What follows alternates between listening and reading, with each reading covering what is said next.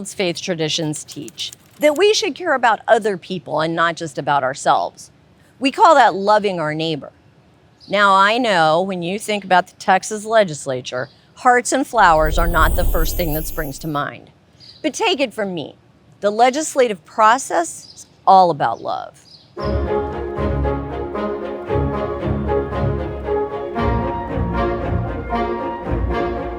So knowing we should love our neighbor is step one. But to live into that guidance, we have to ask, who is our neighbor? And it turns out our neighbor is not just somebody who lives in our neighborhood.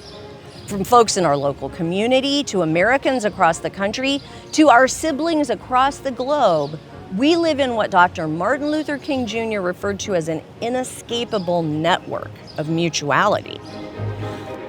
But it's not always easy to love people we don't know, and it can be really hard to get to know some of those neighbors.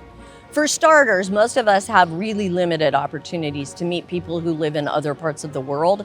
But even in our local communities, we can be so compartmentalized that it can be really challenging to be in relationship with people who live outside our immediate orbit.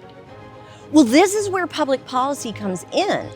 Public policy exists to meet and mediate the needs of people who live in very different circumstances. As people of faith, we can use public policy as a tool to build bridges between neighbors who don't know each other.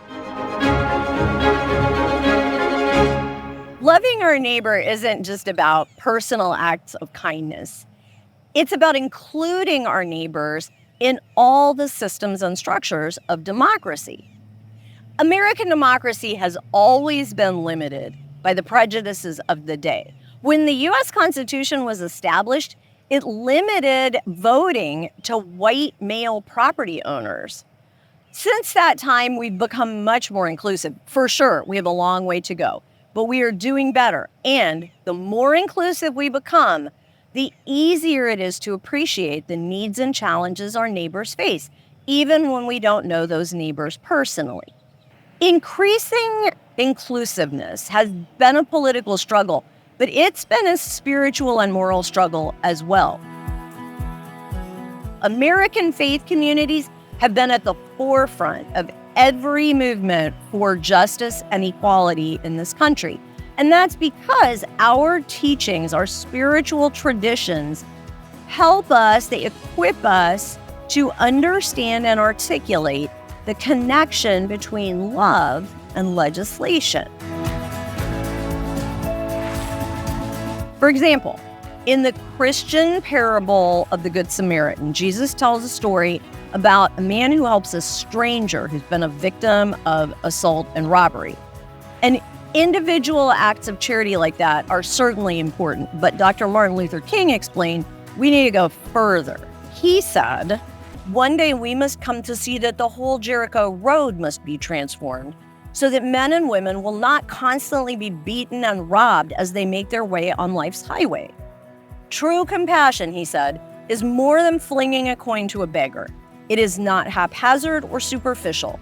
It comes to see that an edifice that produces beggars needs restructuring. Look, the combined effect of all our public policies is what creates that edifice or structure that we all inhabit together.